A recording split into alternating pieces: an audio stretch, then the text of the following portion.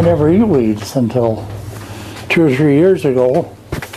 And I have a Chinese friend who was an acupuncturist. And she come down to see the garden, or see the fields. And she brought with her a friend from China. These two women were down in the garden, had 2 plastic bags, and they had them practically full of red root pigweed. Well, to me, red root pigweed was a weed. And I said, well, what are you doing here? And they said, red root pigweed is a specialty in China. And so they told me that red root pigweed was being grown out on the farms out of the cities, brought into the cities to farmers markets, and sold for eating, which really surprised me. So after that, I quit growing spinach, and I eat nothing but red root pigweed instead of spinach. And I think it's a very good substitute. But until you know about the nutritional content, how do you do these things? So I'm just giving you this example of what they do in other parts of the world to show that we need to start thinking about doing that here. And and we need to know not only the nutritional value for me and for you, but also we need to know the nutritional value if we plow that back into the soil. That's a key thing as we move into the future. These are things in the agriculture I grew up in. The livestock eat these weeds, but my father didn't know why, and neither did the neighbors. But now we've got to a state where it's important that we know the value, nutritional value of every plant, and that's going to get us on the road to survival as far as I'm concerned.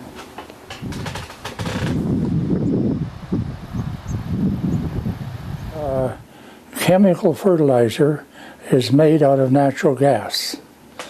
And the problem here is, if I can pull a little deal, the farmers don't have their Scottish background, and they don't know the meaning of the word thrift. And if they knew the meaning of the word thrift, they would never use commercial fertilizer again, because they can get natural fertilizer, natural nitrogen from the air. And so why would they buy fertilizer if they can get natural nitrogen from the air? And alfalfa and yellow blossom sweet clover and a lot of these crops produce nitrogen. And but they seem to think they want to buy it. Human waste is also another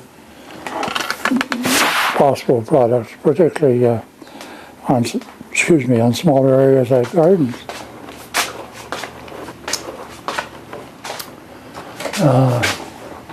We had a plant at Girvan, at a cooperative, and there we're loading.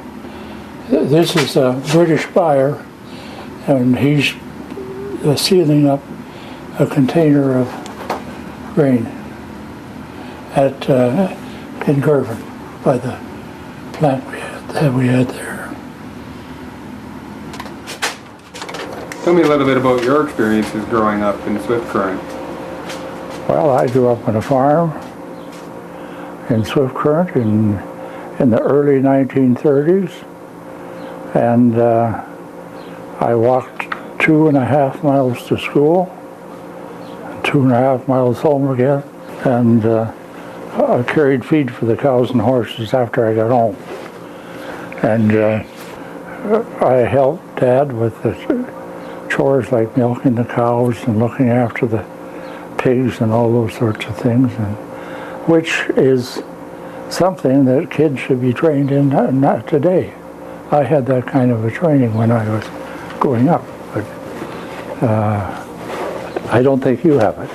I don't have it, no.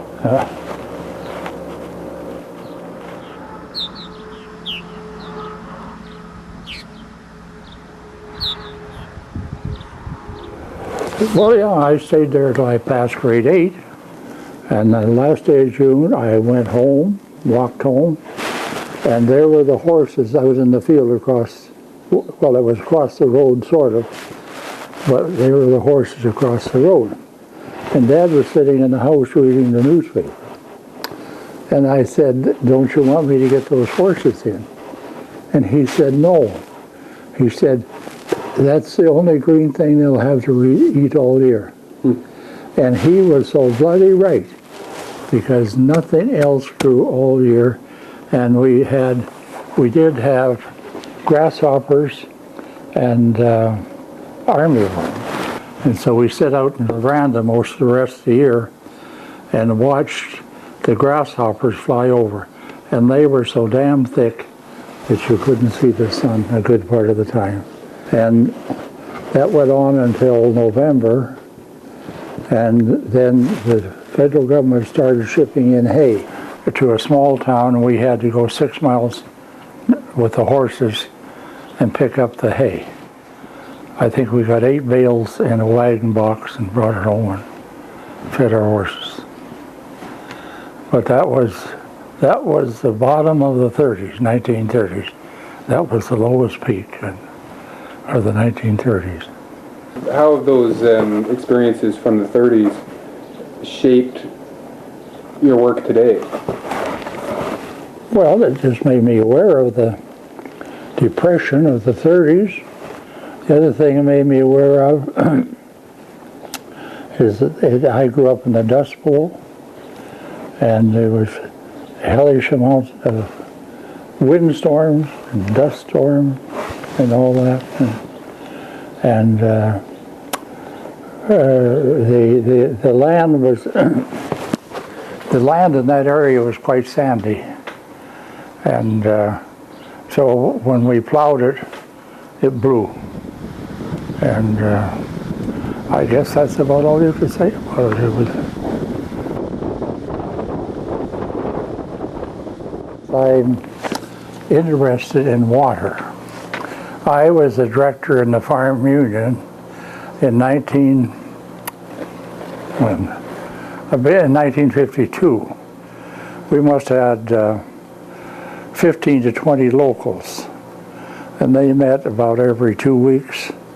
And so we had a lot of discussions on irrigation.